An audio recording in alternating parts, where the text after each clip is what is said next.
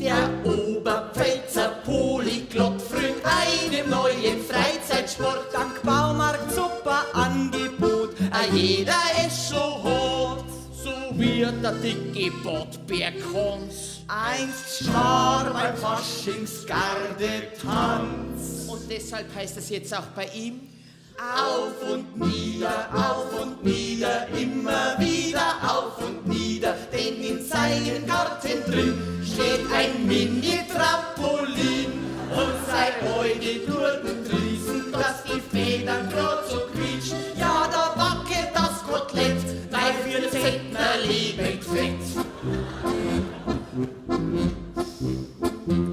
Nach Kieslandschaft und Swimmingpool fliegt der Oberpfälzers Hüpfen cool. Der Keuteich, der ist stillgelegt, ein Trampolin drauf steht. Und durch der Baumarkt Gartenpracht Im ganzen Land es quietscht und kracht. Auf und nieder, immer wieder auf und nieder, denn in jedem Garten drin steht ein schickes Trampolin. Auch im Kolping-Jugendheim laden sie jetzt zum Hüpfen ein. Der Herr Pfarrer Hand in Hand mit seinem Lieblingsministrant.